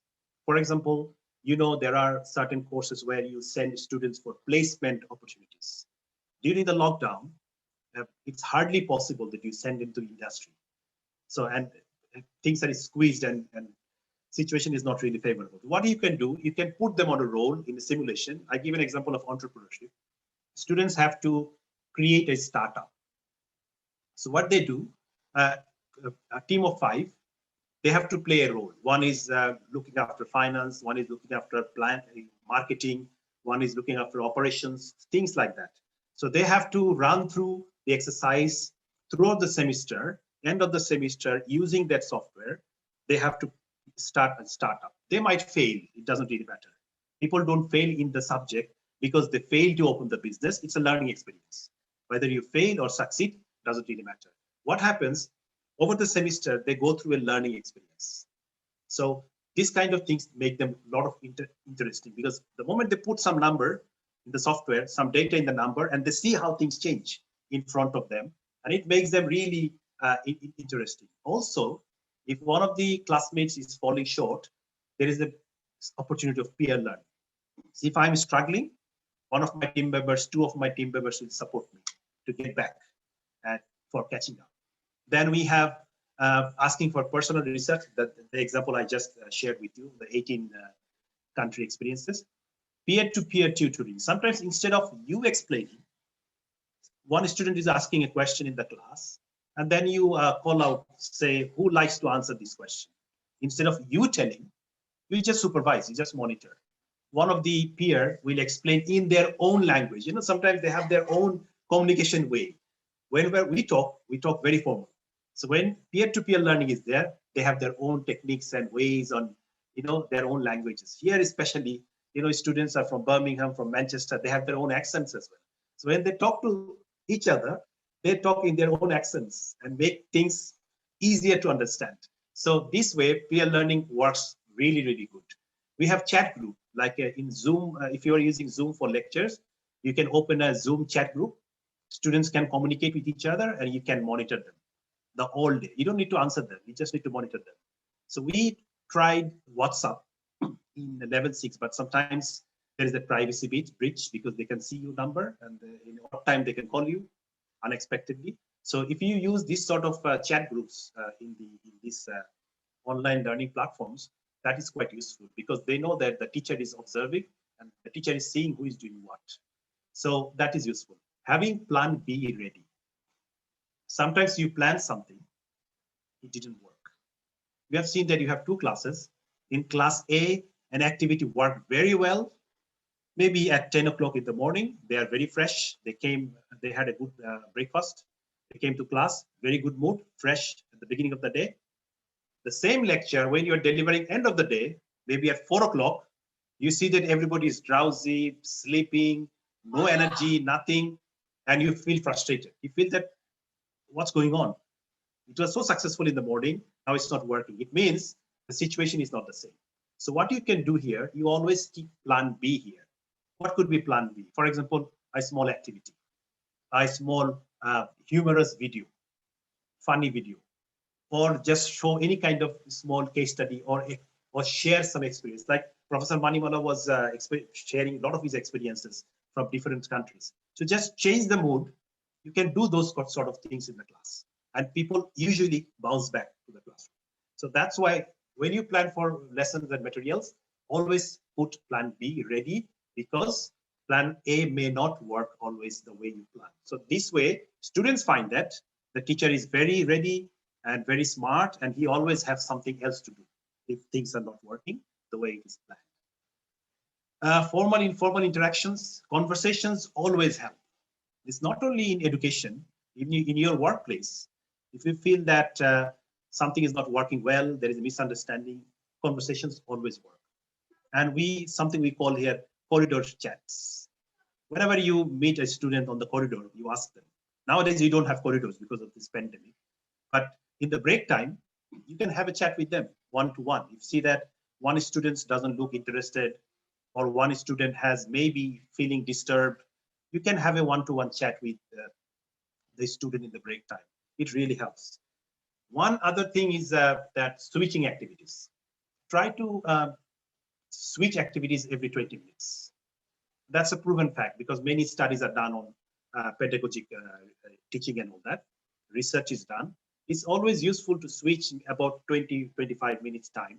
Don't keep on talking for 25, half an hour in the class. At some point, people lose interest. It becomes monotonous, and they lose the connection.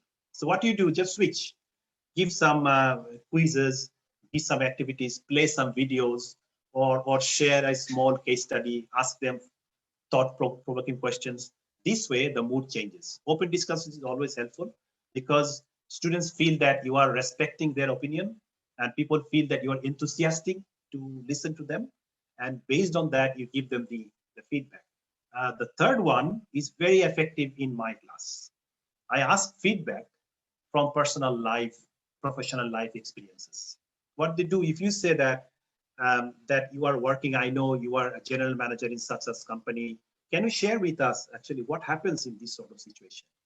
If you're talking about health and safety issues, and I pitch one idea, the slip and trip issue, instead of myself explaining, I can ask one of the students, I know Mr. XYZ, you are the manager of the company. Can you share your experience, what you do in your company situation?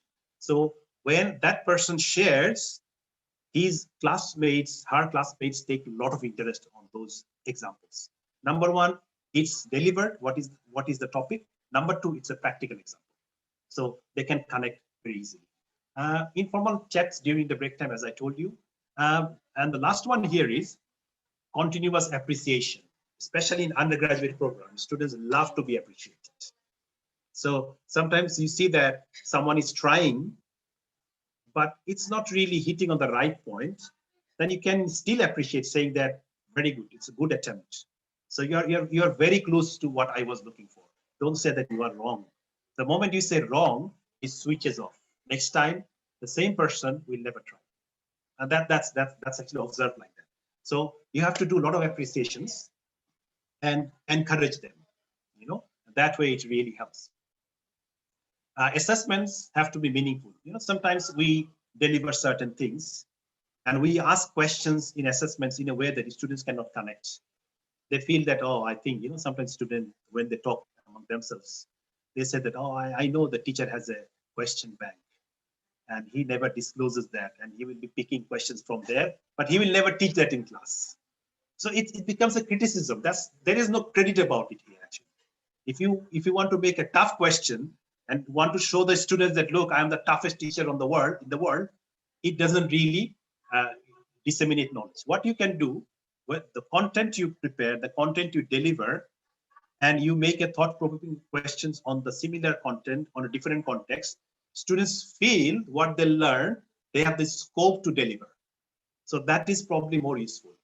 Number two is in a pandemic time, I'm using milestones in assessment, in formative assessment. What I do if a student has to create an assignment on leadership, every 2 weeks, I set a milestone that after week 2, I want this output from you. After week 4, I want this output from you. After week 8, I want a written draft from all of you, and I'll be giving you feedback in writing. The moment you have a structure like that, students take things very seriously. The other one here is fun field assessments. You know, you have lots of free software these days, like Kahoot. If you shoot a question on the screen and say that, what is your opinion? See, instead of saying me, and all of them became more chaotic in the class, you can ask them, okay, log into the Kahoot with your mobile phone or in your computer and vote. And you can display it that the vote are going up, down. It's a fun. So you can use those sort of things. We have used in Dubai, when I was in Dubai, a games app for entrepreneurship class. You can secure some points in the games app, and there is a competition between students that I have got the highest points in class, and they talk about it. So there is a competition, and there is a peer pressure. It helps as well to become more engaged. Feedback is very important. Sometimes, unfortunately, we are of course busy, and what we do when we are marking assessments, sometimes we don't put any remark why someone is penalized, why someone is given better marks. If you put a bit of feedback, it takes a bit of time for you, but it helps. I have seen one of my colleagues in Abu Dhabi University, that what he did, he created some keys, A, B, C, D, like that.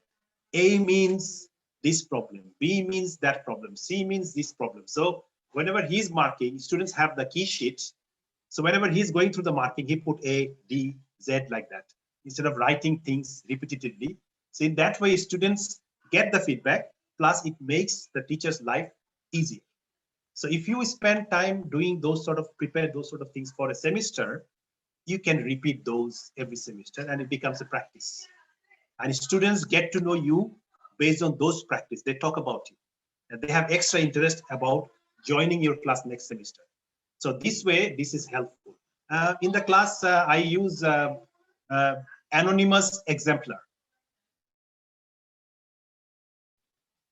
So anonymous exemplar means I bring an assessed copy from last semester. I remove the name. I share in the class. Make small groups. Tell them, if you are the teacher and this is the question, how you will mark it. So they do marking for 10 minutes. And they take a lot of interest because they behave like teachers, you know. And you find that they're more serious than you actually while marking and penalizing their classmates and all that. So when they come back, I discuss. I said, okay, what is your finding?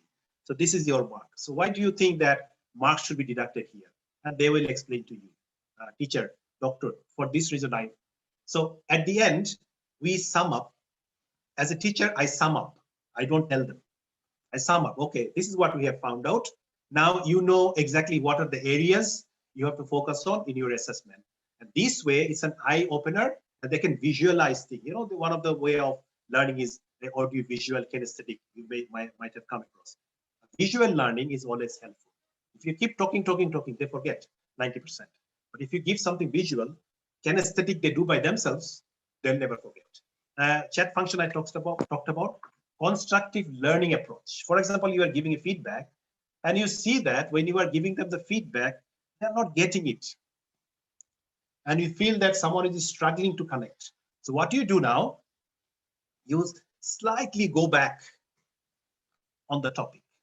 Maybe you can start with the recap of last class, and then from there you go back, come back again, then you see that they're connecting better. So if you feel that someone is struggling to get what you're saying, use constructive feedback approach. Go back and give them the feedback. This way it helps.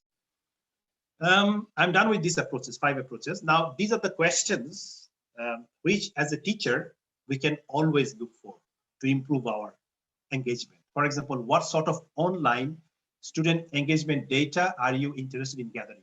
What kind of inputs you want to find out? For example, one example I gave at the beginning, that completion report. Every week, I can print out the completion report, how many students looked at the video, how many students looked at the case study, how many of them filled in the quizzes. So there is a completion report. So if I talk about this completion report every week, students becomes alert. How do you gather that data? Are you using any software? Like here we have a software called SITS. That's a software created.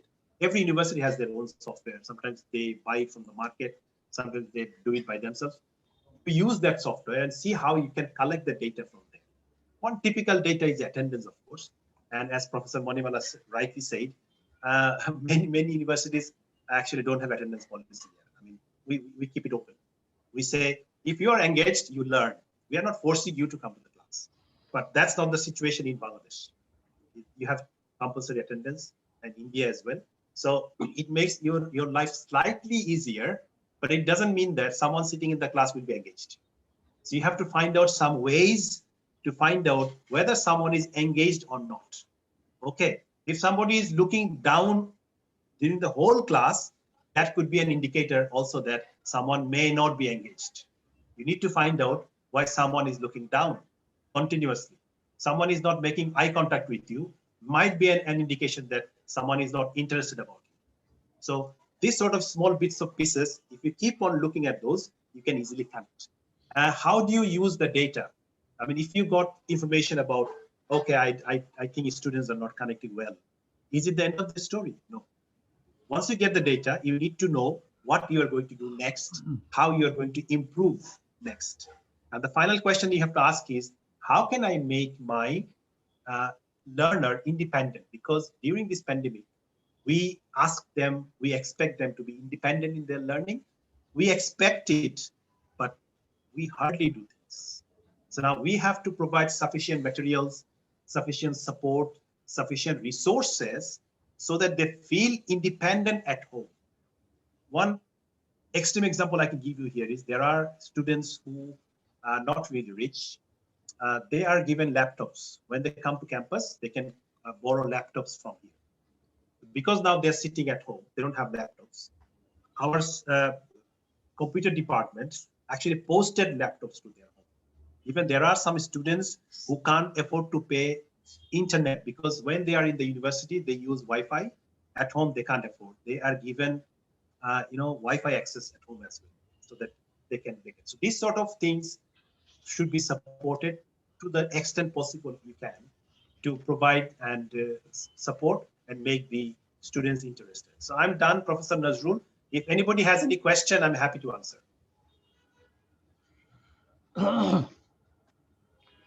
Thank you very much for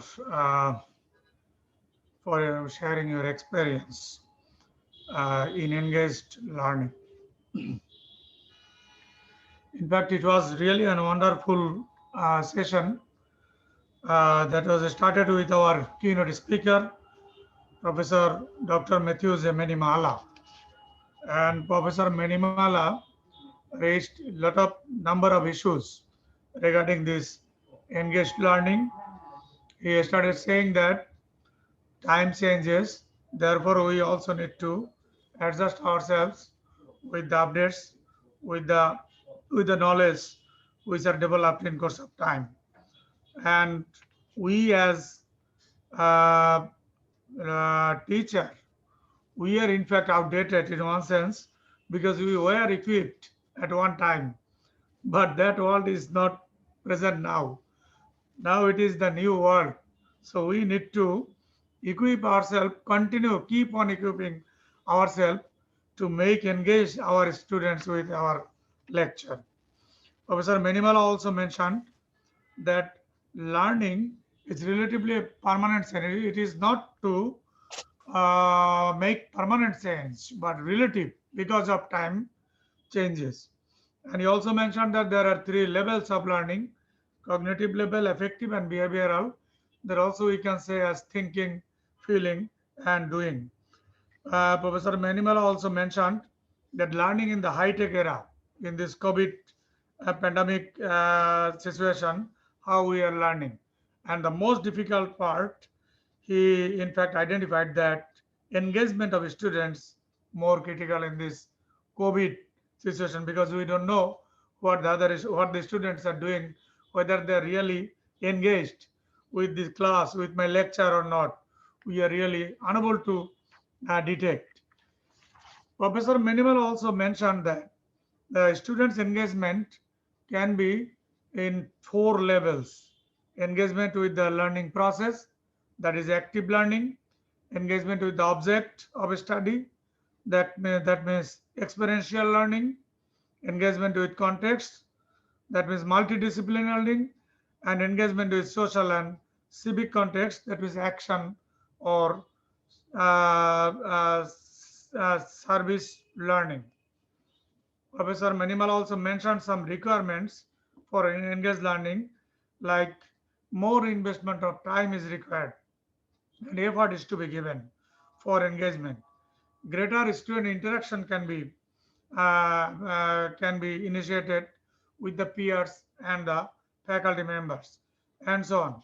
He also identified some causes of low engagement of the learners, such as disruptive behavior in class. Sometimes we see personal, family, or social problems of the students or the learners, lack of preparation of the sessions, then low levels of participation in class, poor attendance, chronic absenteeism, and so on.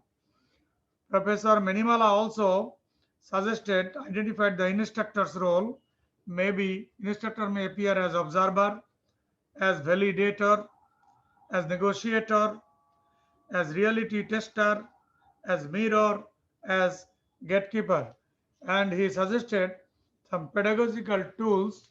Those tools can be used for engaged learning, like lectures, maybe a structured presentation, research and fact-finding projects, active learning, lectures by the interaction with the role models, and so on. And he also mentioned some statistics of employability. Research shows that hardly 15% of our graduates are employable. But perhaps it is because of the lack of learning and lack of engagement in learning. And also, he focused on the centrality of learner. He wanted to say that it is the learner that is the critical factor. It is not always the instructor, it is the learner. And he mentioned that it is the same sunlight that falls on the ground. If it falls on mud, it thickens, but if it falls on wax, it melts. Therefore, it is the object that we shall have to consider as faculty member, as instructor. It is the students or it is the learner. We must understand them. We must understand their standard and level, and only then we can engage themselves in our in teaching learning process. Professor Menimala also mentioned some in his lecture some learning styles, like visual style, oral style, verbal style, physical, logical, social, and solitary or intrapersonal style of learning. Therefore, at the end of his discussions, he suggested that one size does not fit all. Have a good mix of teaching methods and techniques, and because these methods vary from situation to situation, group to group, and program to program. Therefore, focus more on interactive methods so as to facilitate discussions with and learning from the faculty and co-participants. Therefore, he focused by starting saying focused on the role of intrinsic motivation. That is also very important in this engaged learning. Thank you, sir, for raising lot of issues relating to this engaged learning in classroom teaching. Our second speaker was Professor Dr. Ampu Harikrishnan, Vice Chancellor, Himalayan Garhwal University. Professor Hari Krishnan is an evergreen man. He always speaks from his experience. He, at the beginning, identified three problems in engaged learning, which are concerned with age-old curriculum, absence of real-world learning, and stagnating models of course delivery. And to make these points understood and engagement understood, he mentioned the example and his experience of Business Olympiad organized by a university, private university of Bangladesh, where I was one of the main organizers, and he observed those engagements of the students. So these are updated.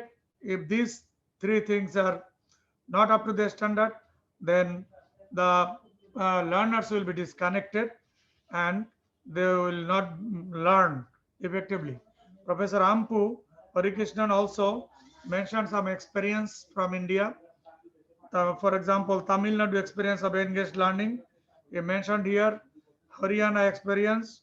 In Haryana, he mentioned that um, they introduced courses on rural microfinance practices, folk medicine, etc., which are largely relevant to the local rural society of Haryana, where the university is based. He also mentioned the experience from Maharashtra, and also in Maharashtra under the Samarat Bharat scheme, students from various disciplines are mandated to solve one particular need of village they adopt. So this is also an example of engaged learning. He also mentioned the experience of Rajasthan and also the Uttarakhand experience where now he is working. He mentioned that the Himalayan Garhwal University Agricultural Research Laboratories offering assistance for practical farming in hilly terrain, while the MBA and doctoral students are engaged in the management of farming cooperative societies and local village level. So, Professor Ampu Harikrishna, thank you very much for sharing your experience and engaged learning experiences from India with our colleagues and audiences. Our last speaker was Dr. Sharif, Taimur Sharif. He talked on engaging and students in learning and teaching. And Professor Sharif mentioned that many teaching and learning conditions can play a role on student motivation and learning, and it can engage them. And he mentioned few like well-structured course can help to engage the students in learning, teaching learning process, active student-centered learning, formal, informal interaction, meaningful assessment, detailed feedback, and so on. And Dr. Taimur Sharif, thank you very much for citing examples from your classroom experience and from the experience of your university. And I hope that the discussions you made will be useful for our colleagues of Northern University, Bangladesh. So dear colleagues, we have arrived at the last stage of our today's webinar. I hope that the discussions made by initiated by a renowned professor, our teacher, Professor Dr. Matthew Menimala, that can be used as base to engage our students in teaching learning process, and the discussions made by Professor Ampuri Krishnan and Dr. Sharif can be useful examples for us for conducting our class, making our class effective, and making our learners and students learn it. Thank you, sir, for giving your valuable time and your valuable thoughts and sharing your valuable thoughts with our colleagues and faculty members of Northern University, Bangladesh. Thank you, sir. Now I am handing over to Ms. Benazir Rahman for Thanksgiving. Thank you, sir. Thank you very much, sir. And yes, we have come to an end of this enlightening session. But before saying goodbye, I'd like to thank those who has contributed a lot to make this webinar a great success. First of all, I'd like to thank our Honorable Pro Vice Chancellor, sir, for taking initiative of this such a wonderful webinar for the faculty members like us, as it is his brainchild. I'm sure this webinar will definitely increase our teaching techniques more and more. Then I would like to thank all of our speakers for enriching us with their valuable thoughts and ideas. Thank you very much, sirs, for your valuable time that you've given us tonight. Then I would like to thank our coordination team of this webinar. Especially, I would like to thank first our own respected head, Dr. Javed Mahmood sir, for his tremendous support and continuous guidance.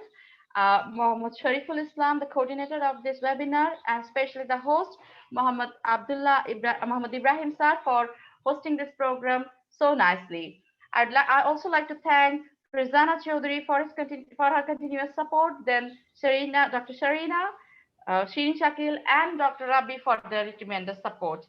I'd like to thank all the participants, my dear colleagues, to participate here tonight. We'll